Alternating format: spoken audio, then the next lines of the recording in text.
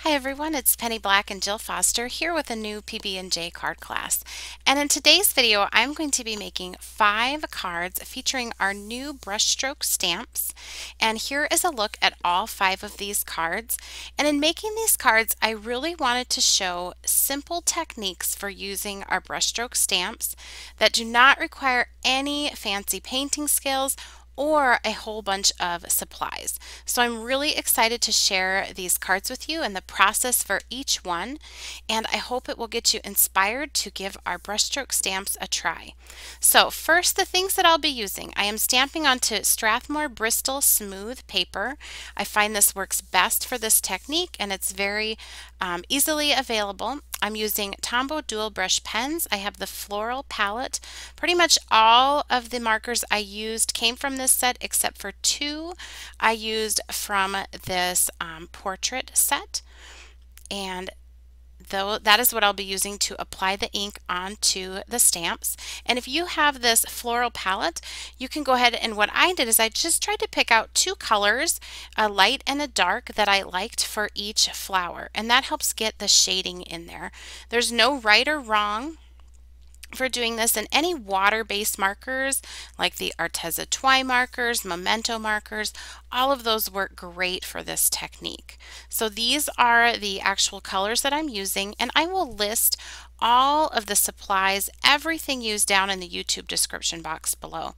I'm also going to use some distress ink and bundled sage just for some easy inking after I've done my stamping, and a little bit of antique linen with an ink blending tool and a foam pad. The other tools that I'm using are simply a mini mister to lightly mist my stamp with water. I have a paintbrush and a little bit of water off to the side. And then I'm also using my MISTI stamp positioning tool, which makes this very easy to do. So let's get started. Here is a look at the first card we will be creating today. We're going to do all of our stamping to begin with of the brushstroke stamps. And the first brushstroke stamp we're working with is our new one, 40-828 Fresh Spring. I love the size of this stamp, the size of the tulips. It's just really fun to work with and total springtime happiness. So I'm going to start by just coloring onto the stamp directly with the marker. Sort of turn it off to the side, so the brush is sort of off to the side, and I'm going to color just onto the tulips, so not the leaves yet. I have my lighter yellow color. Again, the exact number of the Tombow dual brush pen I'm using will be listed down below, but it comes from that floral palette. Then I'm going to just use this orange, and right on top of that lighter yellow, I'm just going to add a little bit of this darker orange, any place where those tulips overlap, and at the base of these other tulips and off to the side of this one. And this is going to give some shading and keep this from looking like just a blob of yellow. Now off camera, I have my mister pulled back away from the stamp positioning tool. I just misted it a couple times and then stamped it down. Now remember, I said I have that paintbrush handy. I just dipped it into the water and then patted it dry on a paper towel, and I'm just very lightly blending out any areas that I want just to have a little bit smoother, loose look to it. I'm not worrying about shading. I already did that by putting those 2 colors onto the stamp. This just helps blend things out. And mainly just because when you mist a stamp, you might have areas that don't get misted, areas that get misted more than others. And having that paintbrush handy allows you to just easily even out that stamping. That is it. Your tulips are stamped. Now all I'm going to do is add in the green. So you'll see I did go ahead and spray off my stamp with water and wipe it down. So I cleaned off my stamp, cleaned all that yellow off, and now I'm just putting the green marker directly onto the stamp. Using these markers allows you to perfectly place the ink color right where you want it. And then I am going to add a darker green just in a few places for some variation. You wouldn't have to do this step. You could just use one color of yellow and one color of green and it would look beautiful. I'm going to mist that and then stamp it down. I have my paintbrush handy to blend out any blobs or uneven areas.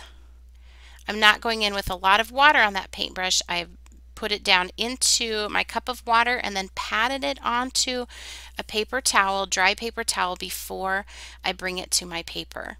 Now I decided I wanted a little bit more of that dark color, so without cleaning anything off and while things are still a little bit wet, I just put that dark color in a few places on the stamp and re-stamped it. And that is what's so great about having a stamp positioning tool, is that you can always go back. It's a nice safety net.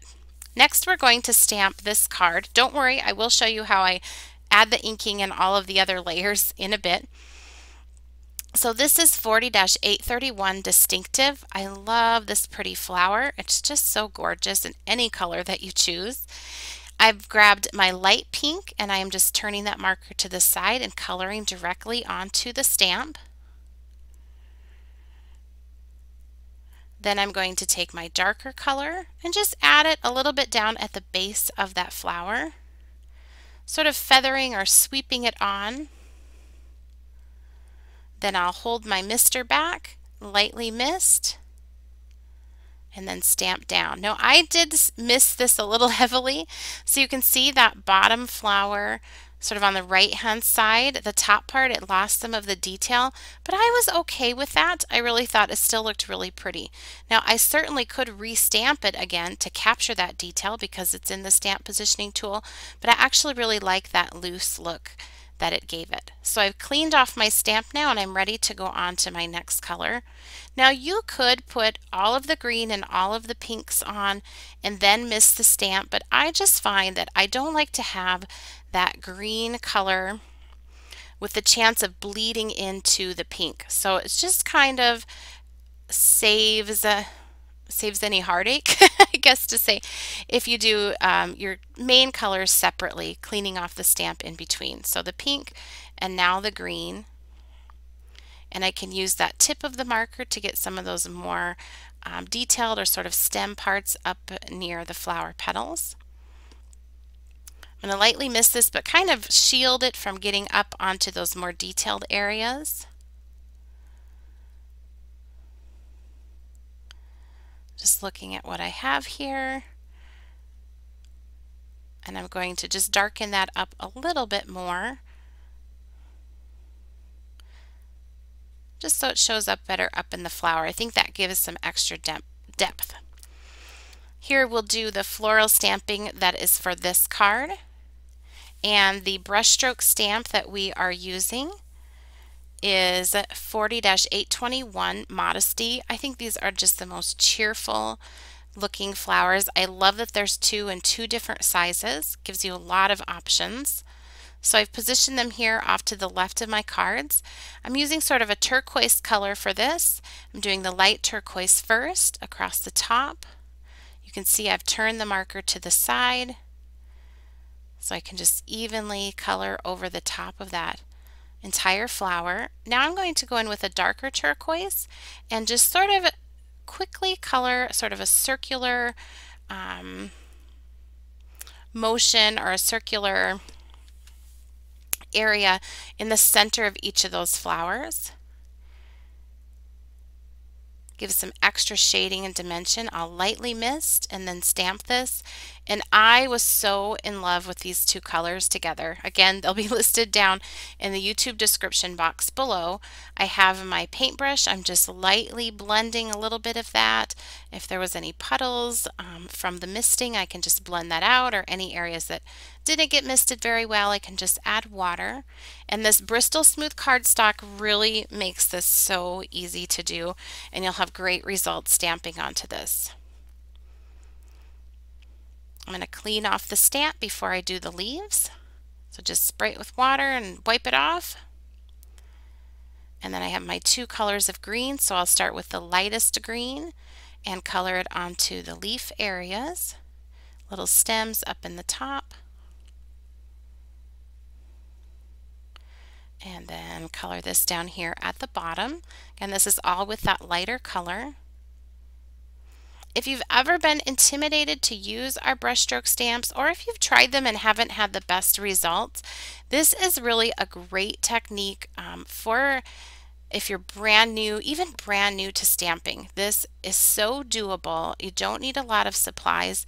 And I think the biggest thing is the misting and having the paintbrush handy and using the right paper. Using this Bristol smooth paper really helps to have successful results. But as you can see, you can get this look of beautiful handmade, hand-painted watercolor look on your cards.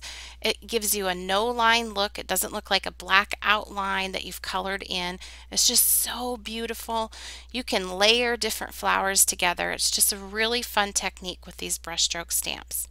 So here's a look at the next card we'll be doing. We'll be doing just the stamping part, and then I'll show you the inking and finishing at the end of the video. This is 40-835 Farm Fresh. I love this collection. It's a set of stamps. So to begin, I'm just going to color in this water picture. I have a light tan color. Now because this is pretty detailed and pretty small and I didn't want that color to bleed up into the leaves, I am not misting the stamp. I'm just going to stamp it down and then blend it with my paintbrush and water right there. So this isn't like fancy painting where you need to worry about shading or anything. You're just blending what you've stamped down. Then I'm going to just clean that off.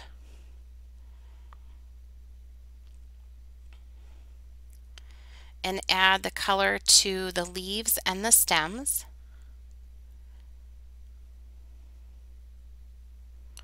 So I'm just using a lighter green, and then I actually added a little bit of that turquoise color here mixed with the green, sort of at the base of the leaves. Then I'll lightly mist that and stamp down. And I've got my paintbrush ready in case I need to do any blending with that.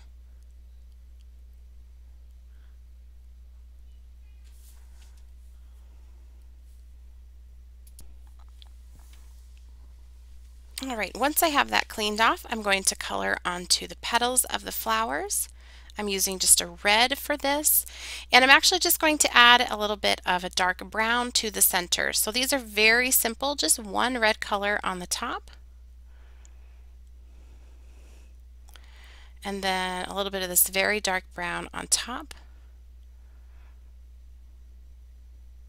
And I will mist with water. Now, this has a lot of solid area to it, and since I put on the color using a marker, it's not going to go on perfectly evenly. So what I'm doing here is, again, I just have that paintbrush ready to go, and I'm just painting right over the top of where that was stamped. And on this Bristol smooth paper, it's all going to just blend together perfectly. You don't have to worry about any type of shading. You're just sort of smoothing out what is already there. If you put too much water or you blend too much, that's not a problem either. You can always just go back and re-stamp it again.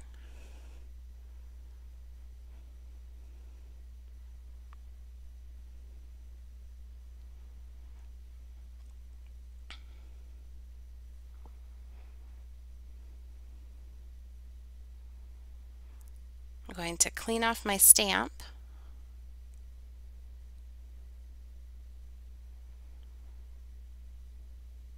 And then I decided while I have this in here, I'm just going to color with that same brown color I used in the center of the flowers. Add a little water to it and just very lightly paint underneath this pitcher or vase that's holding the flowers, just to ground it so it doesn't look like it's floating in the middle of nowhere. That's another way you can use these markers. You can just color them onto a palette, or like I used just the lid to my stamp positioning tool and added water, and then I can easily clean that up. Now I also wanted to show you another card using the same stamp set. So again, this is from the Farm Fresh set. You can combine these different pictures all together. You can use just one. You can mask off the bottom of the pictures and just stamp the flowers like they're wildflowers growing. But here's another way to use these. This is actually one of the easiest ones to use. So I'm using the dark brown here.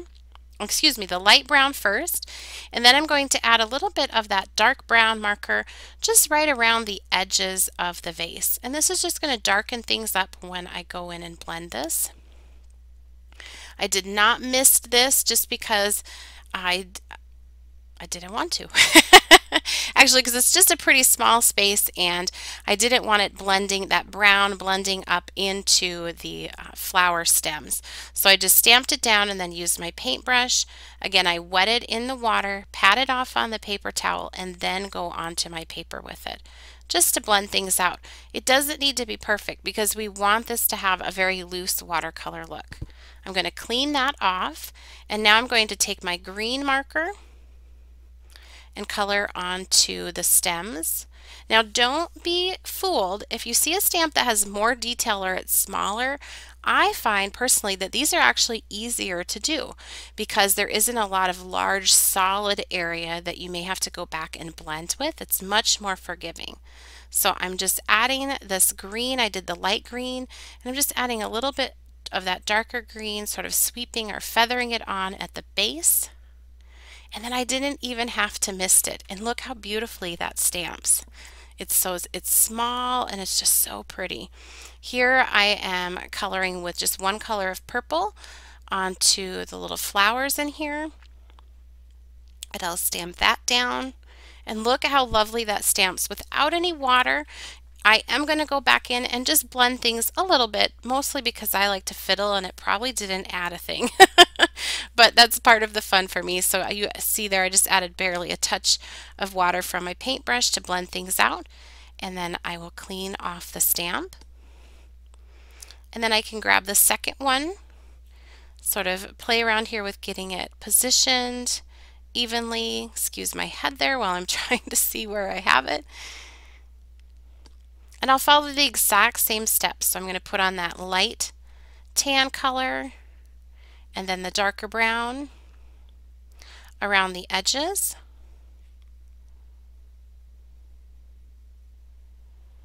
Stamp it down. I have my paintbrush handy. I'm just going to lightly blend, sort of smooth that out. I do like to leave white areas where the white is on the stamp. And you can also have the packaging of your stamp handy if you need that after you stamp it. I'm going to clean that off. Grab my light green and color sort of the grassy stems.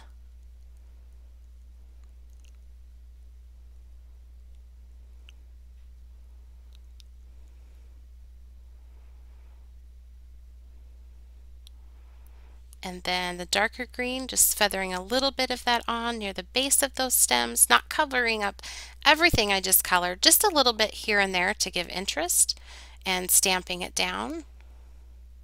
Then go in and add the purple. Since it's such a small, tiny area, and I wanted to keep some of the detail, that is why I didn't mist that. But I can go back in if I need to do any blending or if I want it just to have a looser, softer look to it.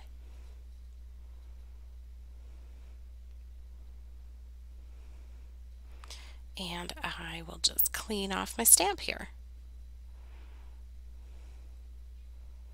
Now I'm just going to take that green color, color it onto my palette, and pick it up with some water on my brush and paint it underneath here just to ground those pictures.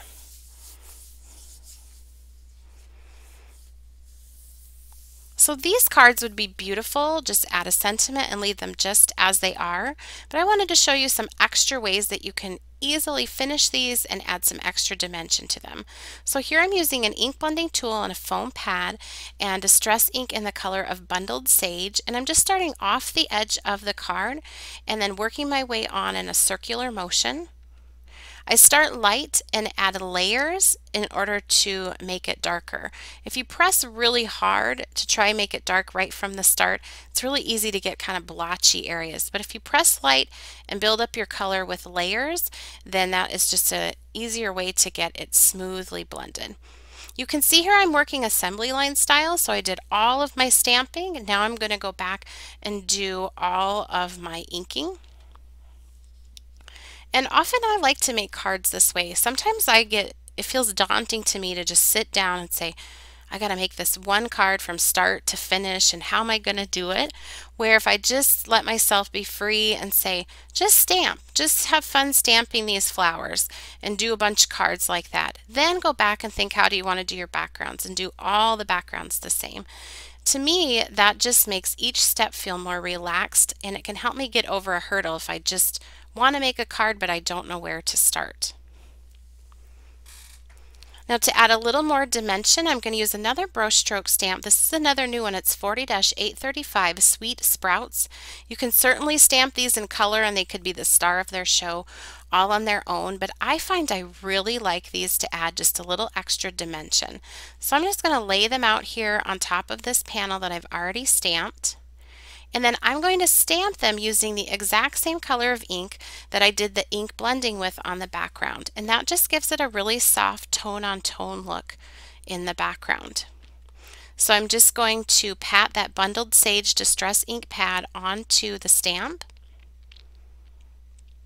And I will lightly mist it with water. You'll see sometimes when I'm using this stamp I'll mist and sometimes I don't, because there aren't any really large areas.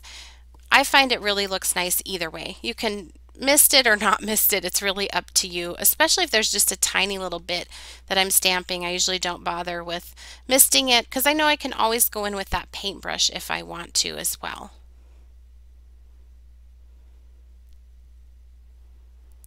So here I'm going to pull in, you can see still working in that assembly line style, pull in the next panel that I've stamped. This is dry now, it's inked with the Bundled Sage, and then I will mess around for far too long without a place that stamp, and then I'll go ahead and ink it with the Bundled Sage, lightly mist it, and then stamp it down.